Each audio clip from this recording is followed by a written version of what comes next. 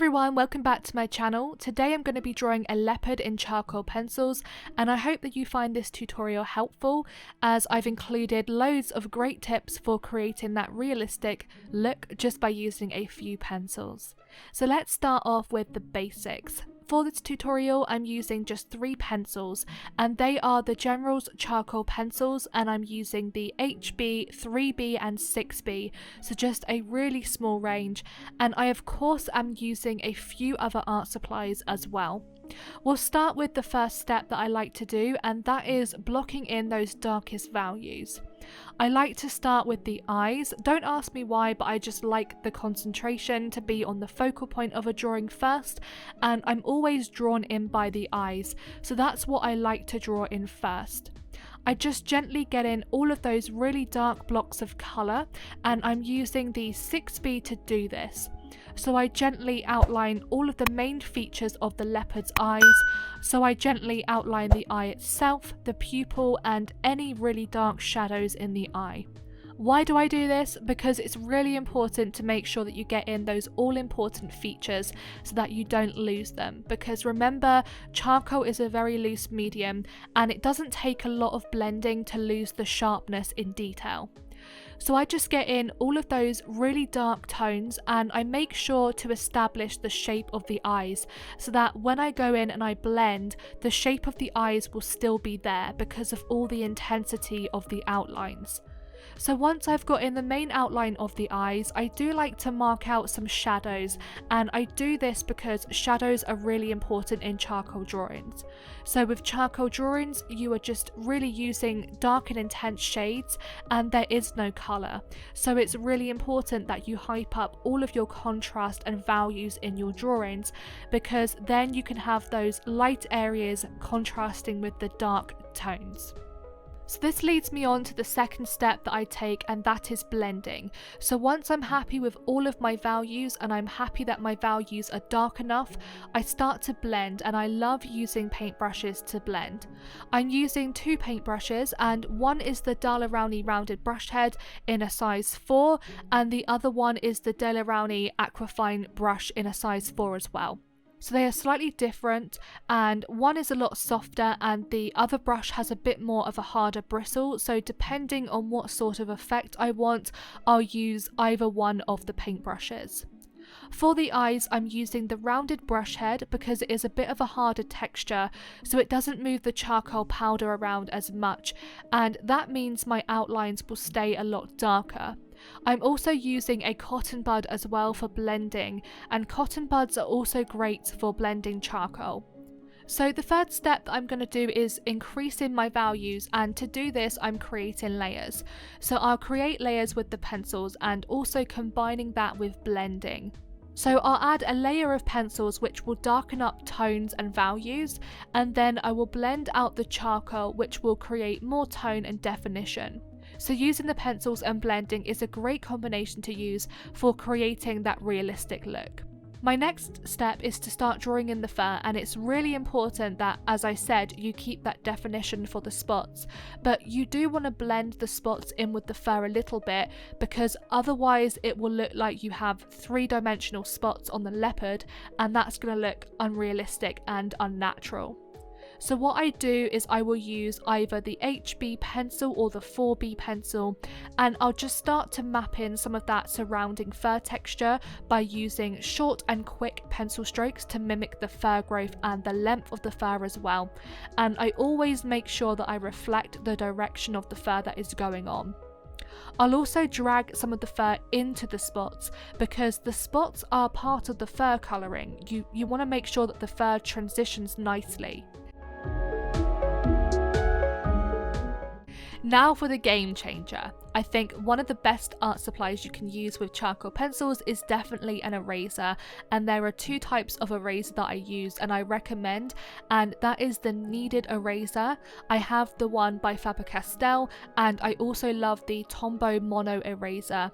So the Kneaded eraser I find is best for larger surface areas, so for example if you're drawing a background and you want to give that background a lift, and the Kneaded eraser is best because it can lift charcoal up in a large area. The Tombo mono eraser is amazing for very small details, so for example the highlight in the leopard's eyes and the fur details. So see how by using the Tombo mono eraser to pull up fur just transforms this drawing and makes it look super realistic.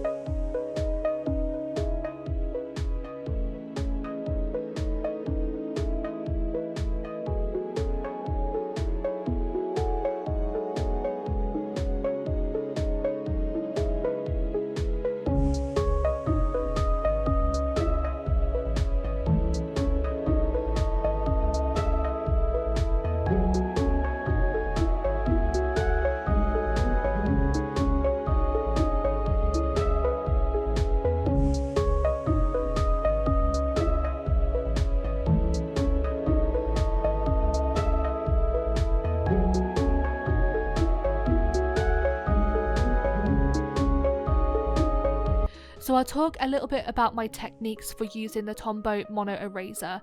So firstly, as I said, this eraser is perfect for small details because it's just like a pen. So it's an eraser pen with a small point, and the good thing about this eraser is that you can keep pressing the end and more eraser will come out the barrel. So this just means that you can create that sharp edge and also have a clean eraser. And clean erasers are so important to have when you're using charcoal pencils because charcoal is so intense and so messy, so you want to have a clean eraser to pull up sharp highlights.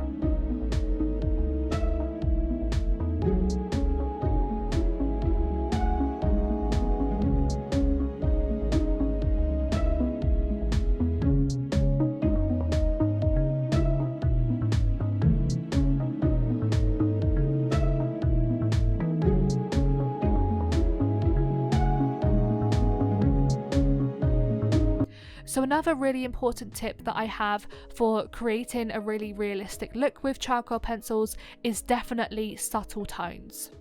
So with the leopard, whenever I pull up highlights, so whether that is in the eyes or the fur details, it's really important that you add value back into your drawings, because if you don't do this, you will start to lose contrast, but also your drawing might start to look washed out.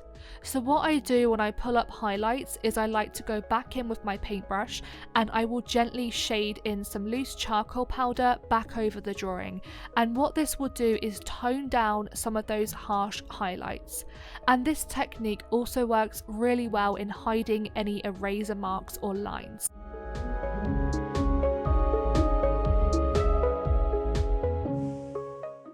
Okay, so one of the greatest techniques that I think definitely transforms this drawing is that even before I start this drawing, I actually spent some time using an embossing tool to slightly indent the paper and create some really fine lines.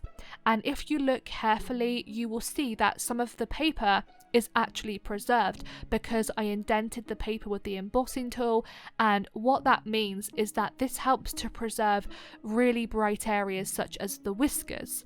So where I have blended out the charcoal powder, it's filled those embossing lines very slightly, but they are still visible enough for me to see them and go back over them with the eraser. So just to quickly talk a little bit about the nose and the mouth, for these areas I really like to picture these facial features as shapes and patterns, because I find that if I break down those areas, it really helps me to create a more accurate sketch of the mouth and nose. So for the nose, I looked at the shape it was, and I also looked at the shape the shading and shadows made within the nose as well, to help me establish those really dark values and where to lift up some value as well. For the mouth, again, I looked at the shape of the mouth, and I also looked at any really dark values in the mouth. So for example, there were some really dark outlines in the mouth, and that helped me to draw that realistic shape to the mouth as well.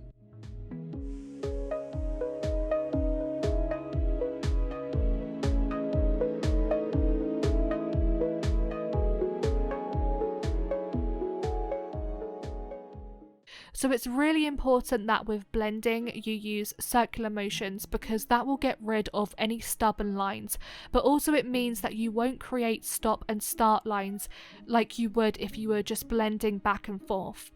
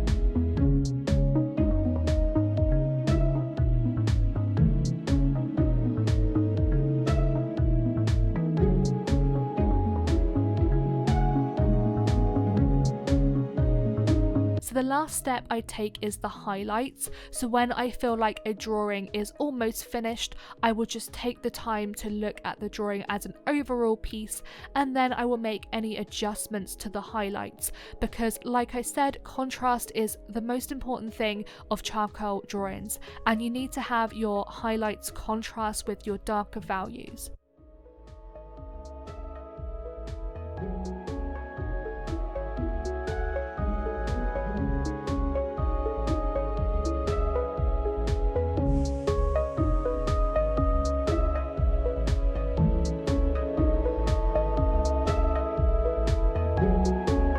So I hope you did enjoy today's tutorial and picked up lots of helpful tips on drawing a realistic animal like this leopard in charcoal pencils.